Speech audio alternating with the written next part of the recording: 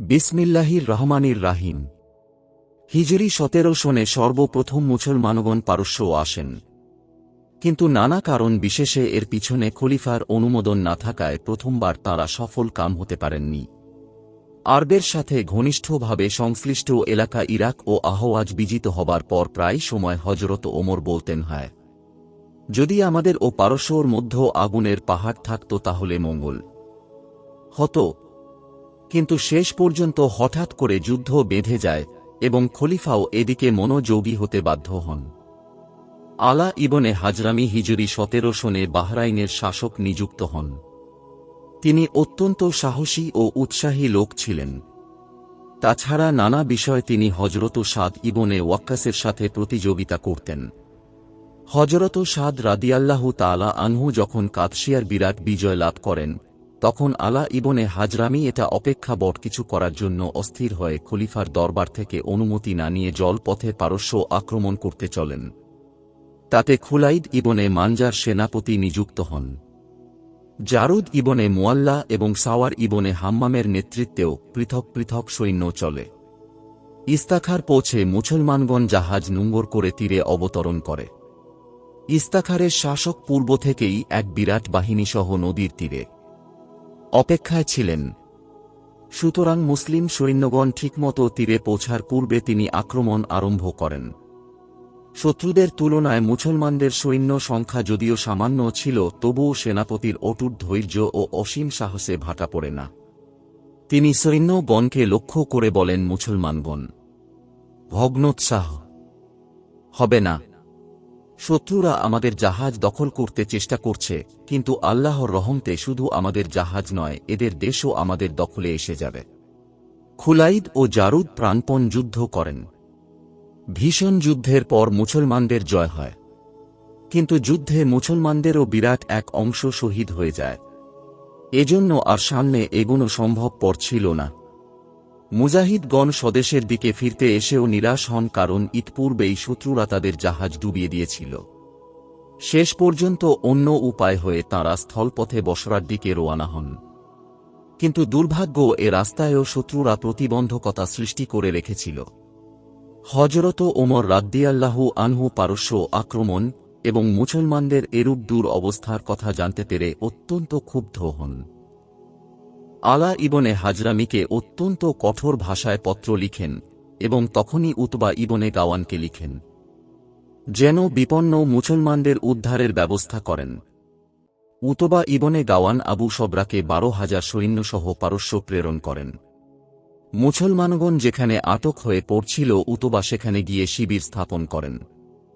অন্যদিকে পারসিকগণও চারদিকে নকিব পাঠিয়ে বিরাট এক বাহিনী প্রস্তুত করে শহরকে নেতৃত্বে মুসলমানদের বিরুদ্ধে প্রেরণ করে। ভীষণ যুদ্ধ হয় এবং অনেক হতাহতের পর মুসলমানগণ জয়ী হয়।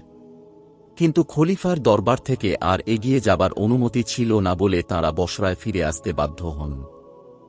বিখ্যাত নেহাওয়ানদের যুদ্ধের পর হজরত ওমর যখন ব্যাপক আক্রমণের নির্দেশ দেন, তখন বিভিন্ন দলে ভাগ করে পারস্য সৈন্য প্রেরণ করেন। পারসিকগণ তোজ নামের একটি পার্বত্য স্থানকে কেন্দ্র করে বিরাট প্রস্তুতি সহকারে বসে। কিন্তু মুসলমানগণ যখন বিভিন্ন স্থানে ছড়িয়ে পড়ে, তখন তারাও বিভিন্ন দলে বিভক্ত হতে বাধ্য হয়। এ থেকে তাদের পরাজয়ের সূচনা হয় এবং একে একে সাবুর আর দেশির তোজ, ইস্তাখার প্রভৃতি মুসলমানদের হাতে আসে। হজরত ওমরের খিলাফতের শেষ সময়ে ওসমান ইবনে আবুল আস যখন বাহরাইনে শাসক নিযুক্ত হলেন, তখন শহরক নামে একজন পারসিক সেনাপতির নেতৃত্বে বিজিত স্থানগুলোতে ব্যাপক বিদ্রোহ দেখা দেয় এবং একে একে সবগুলোই মুসলমানদের হাত থেকে চলে যায়। ওসমান বিদ্রোহ দমনের জন্য তাঁর ভাই হাকাম ইবনে আবুল আসকে এক বিরাট সৈন্য বাহিনীসহ প্রেরণ করেন। হাকাম আবরে কাওয়ান দ্বীপ জয় করে তোজে গিয়ে পৌঁছান।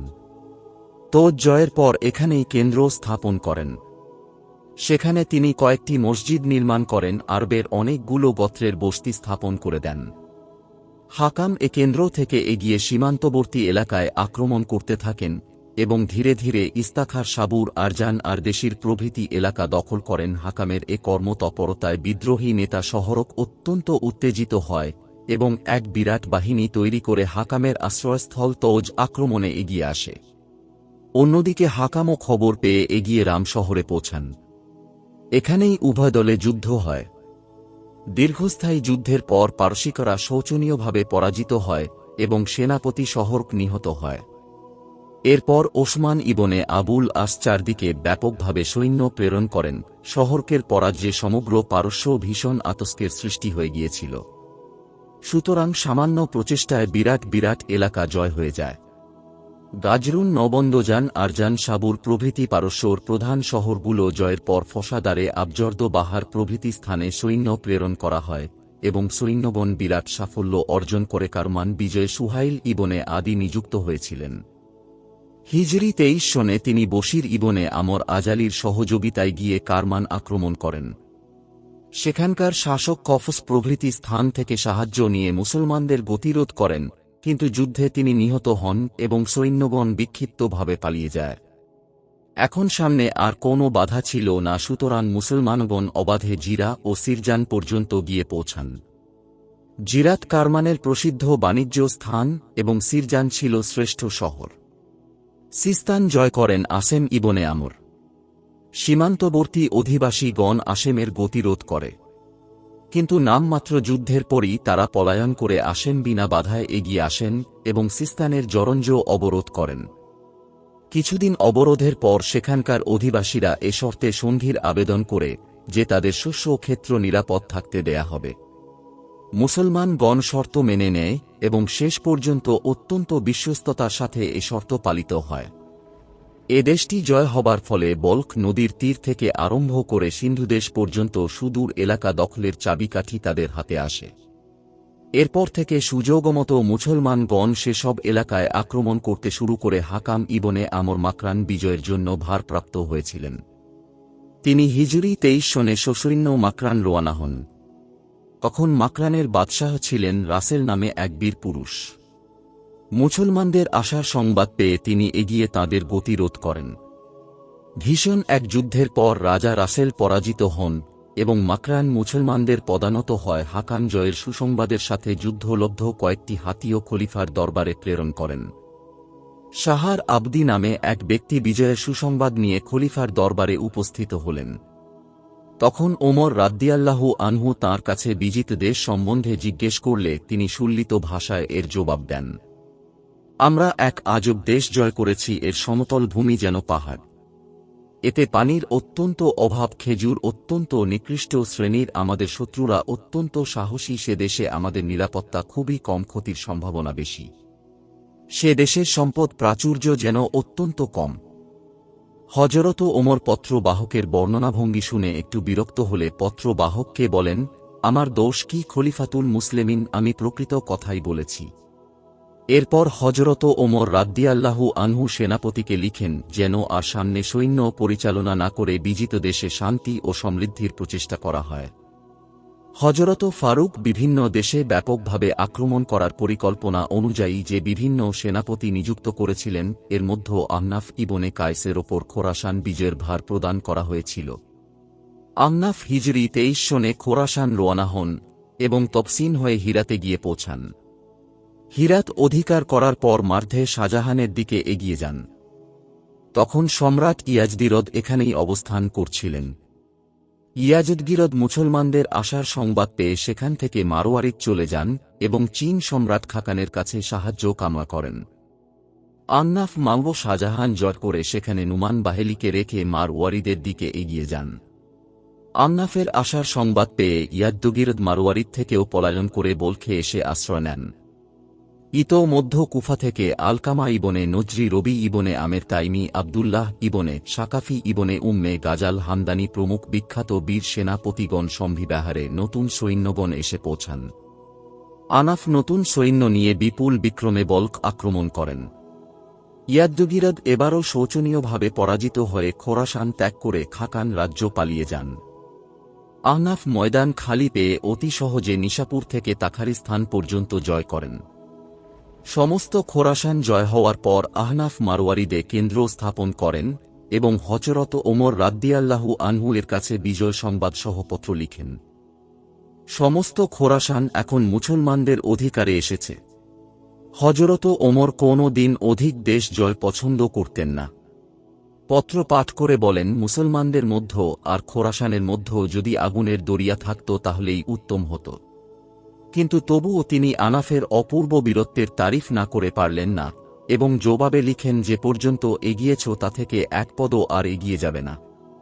অন্যদিকে ইয়াদ্দগিরদ খাকানের কাছে আশ্রয় গ্রহণ করেন এবং তাকে অত্যন্ত সম্মানের সাথে অভ্যর্থনা করে বিরাট এক সৈন্য বাহিনী নিয়ে ইয়াদ্দগিরদের সাথে খোরাসান উদ্ধার করতে চলেন। আমনাফ 24,000 সৈন্যসহ বলখে অবস্থান করেছিলেন। খাকানের আসার সংবাদ পেয়ে তিনি বলখ ত্যাগ করে মারোয়ারিদে গিয়ে অপেক্ষায় থাকেন। চীন সম্রাট খাকান বলখ হয়ে মারোয়ারিদে এসে পৌঁছান। ইয়াদ্দগিরদ তা থেকে পৃথক হয়ে মাভে শাহজাহান গিয়ে শহর অবরোধ করে অপেক্ষা করতে থাকেন। আমনাফ অসমতল ময়দানে আক্রমণ করা অনুচিত মনে করে নদী পার হয়ে পিছন দিকে একটি পাহাড় রেখে সমতল ময়দানে শিবির স্থাপন করেন। দীর্ঘদিন উভয় দল সামনাসামনি শিবির স্থাপন করে অবস্থান করেন। খাকানের সৈন্যরা সকাল সন্ধ্যা অস্ত্র শস্ত্রে সজ্জিত হয়ে ময়দানে ঘোরাফেরা করে চলে যেতে থাকে, কিন্তু মুসলমানদের পক্ষ থেকে কোনো সাড়া পাওয়া যায় না। চীনা তুর্কিদের সাধারণ যুদ্ধ রীতি ছিল, প্রথম একে একে 3 জন সৈন্য ও তবলা ও দামামার বাদ্য সহকারে ময়দানে উপস্থিত হতো এবং এরপর সৈন্যরা তাদের পিছনে আসত। একদিন আনাফ ময়দানে গিয়ে হাজির হন। শত্রুপক্ষ থেকে রীতি অনুযায়ী একজন তবলা ও ঝাঞ্ঝা সহ তাঁর মুখোমুখি হয়ে আক্রমণ করে, কিন্তু আনাফ মুহূর্তেই তাকে হত্যা করেন। সাথে সাথে আরও 2 জন তুর্কিবীর এগিয়ে এসে শোচনীয়ভাবে আনাফের হাতে প্রাণ হারায়। এরপর খাকান যুদ্ধক্ষেত্রে এসে তাঁর বীর সৈন্যদের শোচনীয় পরিণতি দেখে ঘাবড়িয়ে সৈন্যগণকে বলেন, অনর্থক পরের জন্য মৃত্যু ডেকে আনব কেন? এ বলে তিনি স্বদেশের দিকে ফিরে যাবার হুকুম দেন। ইয়াদ্দগিরদ তখন পর্যন্ত মারবে শাহজাহান অবরোধ করে বসেছিলেন। খাকানে ফিরে যাবার সংবাদ শুনে তিনি একেবারে নিরাশ হয়ে যায় এবং বহু দিনের সঞ্চিত শাহী ধন ভাণ্ডার সাথে নিয়ে তুর্কিস্তানের দিকে চলে যেতে চান। কিন্তু দরবারীরা যখন দেখে বিরাট ভাণ্ডার চলে যাচ্ছে, তখন সকলেই সম্রাটের গতিরোধ করে সমস্ত মাল সামান কেড়ে নেয়। শেষ পর্যন্ত ইয়াদ্দগিরদ একেবারে নিঃস্ব অবস্থায় খাকানের রাজ্য গিয়ে আশ্রয় গ্রহণ করেন এবং হযরত ওমরের খিলাফতের শেষ সময় পর্যন্ত খাকানের রাজধানী ফরগানায় অবস্থান করেন। আহনাফ হযরত ওমরের কাছে জয়ের সুসংবাদ প্রেরণ করেন। পত্রবাহক মদিনায় পৌঁছালে হযরত ওমর সমস্ত মদিনাবাসীকে জমায়েত করে জয়ের সুসংবাদ শোনালেন এবং মর্মস্পর্শী এক বক্তৃতা প্রদান করেন। অবশেষে তিনি বলেন, আজ মজুসীদের বিরাট সাম্রাজ্য একেবারে ধ্বংস হয়ে গিয়েছে আজ, আর তারা কোনো প্রকারে ইসলামের শত্রুতা সাধনে সক্ষম হবে না। কিন্তু জেনে রাখো, যদি তোমরাও সৎপথে দৃঢ় না থাকো তাহলে আল্লাহ তোমাদের হাত থেকেও বিরাট রাজত্ব কেড়ে অন্যর হাতে প্রদান করবেন। মিশর বিজয়ের অগ্রদূত ছিলেন হযরত আমর ইবনে আস। তিনি প্রাক ইসলামিক যুগে বাণিজ্য উপলক্ষে অনেকবার মিশর গিয়েছিলেন। সে সময় মিশর আক্রমণের কল্পনাও করেননি, কিন্তু মিশরের উর্বরা মাঠ এবং মনোমুগ্ধকর দৃশ্য সর্বদাই তাঁর স্মৃতিতে জাগরুক ছিল। হযরত ওমরের খিলাফতকালে আমর ইবনে আস মিশর বিজয়ের জন্য অত্যন্ত আগ্রহী হন।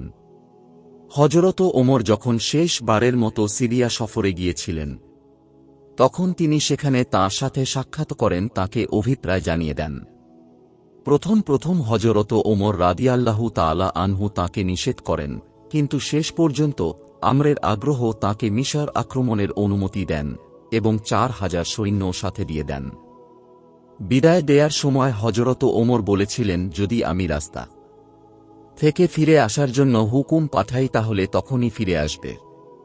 হযরত আমর যখন সসৈন্য মিশর সীমান্তবর্তী আরিস নামক এক স্থানে পৌঁছান, তখন হযরত ওমরের পত্র পেলেন, কিন্তু তখন আর ফিরে আসা সম্ভব ছিল না। সুতরাং সেখান থেকে এগিয়ে তিনি ফর্মা নামক এক স্থানে পৌঁছান।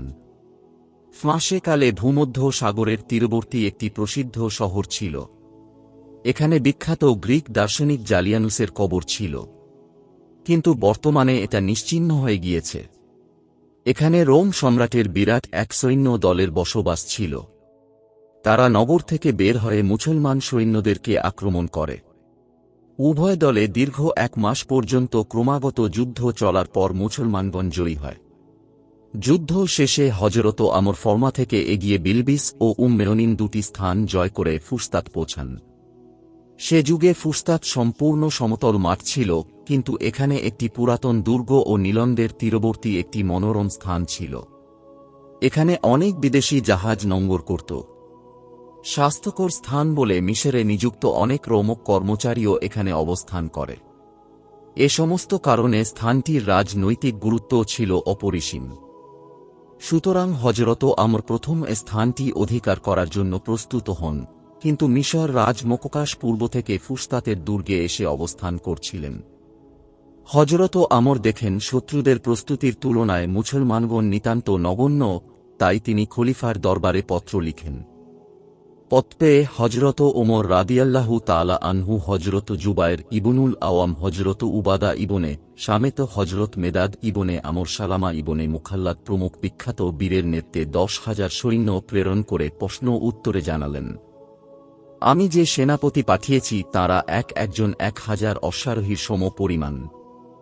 হজরত ওমরের প্রেরিত সেনাপতিগণের মধ্যে হযরত জুবায়ের এর মর্যাদার দিকে লক্ষ্য করে হজরত আমর তাঁর ওপরই দুর্গ অবরোধের ভার অর্পণ করেন। হজরত জুবায়ের অশ্বে আরোহণ করে একবার দুর্গটির চারদিক প্রদক্ষিণ করেন এবং যেখানে আবশ্যক মনে করেন প্রচুর পরিমাণে অশ্বারোহী ও পদাতিক সৈন্য নিযুক্ত করেন। এরপর প্রাচীরের বাইরে স্থানে মিনজনিক্য বসিয়ে দুর্গের ভেতর পাথর নিক্ষেপ করতে শুরু করেন। এভাবে দীর্ঘ 7 মাস অবরোধের পরও যখন দুর্গ জয় হল না, তখন হজরত জুবায়ের একদিন খোলা তরবারি হাতে নিয়ে ঘোষণা করেন, আজ আমি দুর্গ জয় করার জন্য শহীদ হব। এরপর তিনি সিঁড়ি বেঁধে প্রাচীরের ওপর ওঠেন। তাঁর পিছনে আরও কয়েকজন সাহাবা প্রাচীরের ওপরে ওঠেন। প্রাচীরের ওপর দাঁড়িয়ে হজরত জুবায়ের আল্লাহু আকবার ধ্বনি করেন। বাইর থেকে সৈন্যগণ একযোগে এর প্রতিধ্বনি করেন। এতে মিশরীয়রা মুসলমানগণ দুর্গের ভেতর এসে পড়েছে মনে করে ভয়ে পালাতে শুরু করে সুযোগ বুঝে হজরত জুবায়ের দুর্গের অভ্যন্তরে লাফিয়ে পড়ে ফটক খুলে দেন। সাথে সাথে সমস্ত সৈন্য দুর্গের ভেতর ঢুকে পড়ে অবস্থা প্রতিকূল নয় মনে করে মিশর রাজ মককাশ তাড়াতাড়ি এসে সন্ধির প্রস্তাব করেন। হজরত জুবায়ের মককাশের প্রস্তাব মঞ্জুর করে কোনো রূপ রক্তপাত করতে কঠোরভাবে নিষেধ করেন। এরপর একদিন মিশরীয় খ্রিস্টানগণ ধুমধামের সাথে মুসলমান সেনাপতি ও পদস্থ ব্যক্তিগণকে দাওয়াত করে নানা রূপ আদর আপ্যায়ন দ্বারা মুসলমানদের সাথে সম্প্রীতি স্থাপন করেন। এরপর একদিন মুসলমানগণও মিশরের বিশিষ্ট ব্যক্তিগণকে এক ভোজ সভায় দাওয়াত দেন। মককাশ কর্তৃক সমস্ত মিশর মুসলমানদের হাতে তুলে দেয়ার খবর শুনে রোম সম্রাট হিরাক্লিয়াস অত্যন্ত রাগান্বিত হয়ে মককাশকে লিখে পাঠালেন, মিশরীয়রা মুসলমানদের আক্রমণ সহ করতে অসমর্থ হয়ে থাকলে রোমীয়দের সাহায্য গ্রহণ করেনি কেন? সাথে সাথে রোম সম্রাট মিশর উদ্ধার করার জন্য বিরাট এক সৈন্য বাহিনী গঠন করে ইস্কান্দারিয়ায় প্রেরণ করেন। ফুসতাত জয় হবার পর হযরত আমর কিছুদিন সেখানে অবস্থান করেন এবং বিজয় সংবাদ প্রেরণ করে খলিফার কাছে ইস্কান্দারিয়া আক্রমণ করার অনুমতি চান। হযরত ওমর সানন্দে অনুমতি প্রদান করেন। হযরত আমর হিজরি 21 সনে ইস্কান্দারিয়া রওনা হন। ফুসতাত ও ইস্কান্দারিয়ার মধ্যে রোমীয় খ্রিস্টানদের অত্যন্ত ঘনবসতি ছিল। তারা মুসলমানদের গতিরোধের জন্য জমায়েত হয়। কার্বন নামক এক স্থানে উভয় দলের যুদ্ধ বাধে। মুসলমানগণ অত্যন্ত ক্ষিপ্রতার সাথে যুদ্ধ করেন। তাতে বহু সংখ্যক খ্রিস্টান প্রাণ হারায়। এরপর রাস্তায় আর কেহ তাদের গতিরোধে সাহস করেনি। হযরত আমর সুজা ইস্কান্দারিয়া গিয়ে থামেন। মককাশ জিজিয়ার ওপর সন্ধি করতে প্রস্তুত ছিলেন, কিন্তু রোমীয়দের ভয়ে কিছু বলতে পারছিলেন না। তবুও আবেদন করেন যেন কিছু দিনের জন্য সন্ধি হয়ে যায়, কিন্তু হযরত আমর তাতে রাজি হলেন না। মককাশ মুসলমানদেরকে ভীতি প্রদর্শনের জন্য একদিন নর নারী নির্বিশেষে শহরের অধিবাসীদেরকে অস্ত্র শস্ত্রে সজ্জিত করে প্রাচীরের ওপর খাড়া করেন। এটা দেখে হযরত আমর বলেন, তোমাদের উদ্দেশ্য আমরা বুঝতে পেরেছি, কিন্তু তোমাদের বোঝা উচিত ছিল যে মুসলমানগণ কোনদিন সৈন্যবলকে ভয় করে না, আর তোমরা তো তুচ্ছ। তোমাদের সম্রাট হিরাক্লিয়াস লাখ লাখ সৈন্যসহ আমাদেরকে আক্রমণ করেছে, সে আক্রমণের পরিণতি কি হয়েছে তা কি তোমরা লক্ষ্য করনি? এটা শুনে মককাশ বলেন, সত্যি এরা তো সে মুসলমান জাতি যারা আমাদের প্রবল পরাক্রান্ত সম্রাটকে কুস্তুনতুনিয়া পর্যন্ত বিতাড়িত করে দিয়েছে। মককাশের মুখে এরূপ কথা শুনে রোমিয়ারা অত্যন্ত রাগান্বিত হয় এবং মককাশকে অনেক গালাগালি করে দ্বিগুণ উদ্দামে যুদ্ধের আয়োজনে প্রস্তুত হয়। প্রথমে পরাজিত হয়ে মককাশ আর যুদ্ধ করতে সম্মত ছিলেন না, সুতরাং তিনি গোপনে হজরত আমর ইবনে আসের কাছে উপস্থিত হয়ে বলেন, রোমিয়াদের সাথে আমার কোনো সহযোগিতা নেই, অতএব আপনারা আমার স্বজাতি কিন্তিদেরকে নিরাপদ থাকতে দেবেন। প্রকৃত পক্ষে কিন্তিরা শুধু রোমিয়াদের সাথে সহযোগিতাই ত্যাগ করেনি, বরং মুসলমানদের অনেক সহায়তাও করেছে। তারা ফুস্তাত থেকে ইস্কান্দারিয়ার পথে স্থানে স্থানে সেতু নির্মাণ করে দিয়ে মুসলমানদের পথ সুগম করে দিয়েছে।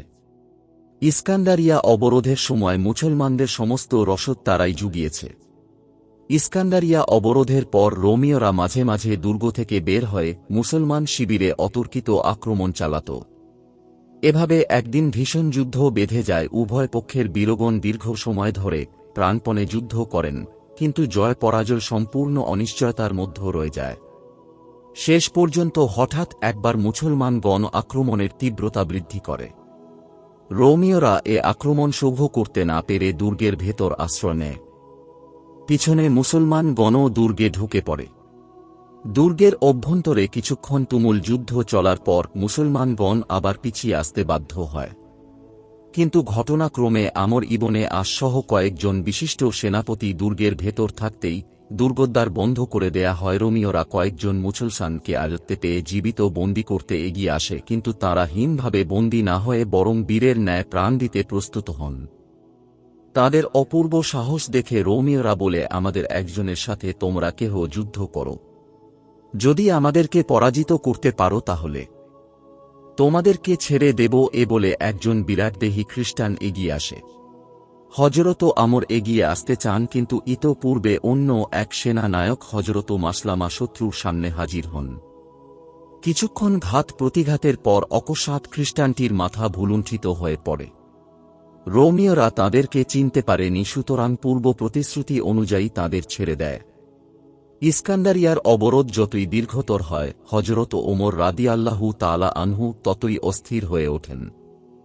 একদিন তিনি হজরত আমরের কাছে পত্র লিখেন, বোধ হয় তোমরা মিশরে থেকে মিশরীয়দের ন্যায় বিলাসী হয়ে উঠেছ, তা না হলে ইস্কান্দারিয়া জয়ে এত বিলম্ব হবার কোনো কারণ হতে পারে না।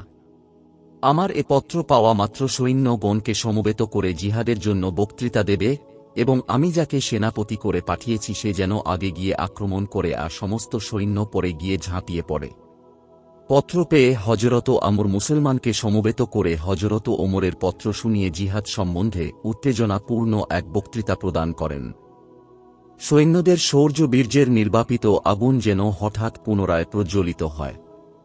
রাসূলুল্লাহ সাল্লাল্লাহু আলাইহি ওয়াসাল্লাম এর দীর্ঘদিনের সাথী হজরত উবাদা ইবনে সামেতকে ডেকে হজরত আমর নিজের মাথার পাগড়ি খুলে তাঁর বল্লমে বেঁধে দেন এবং তা হজরত উবাদার হাতে দিয়ে বলেন, এটাই আজকার সেনাপতির পতাকা এবং আপনিই আজ সেনাপতি। হজরত উবাদা জুবায়ের ইবনুল আওয়াম এবং মাসলামা ইবনে মুখাল্লাদকে ডান ও বাম দিকের সৈন্য চালনার ভার দিয়ে দুর্গ আক্রমণ করেন।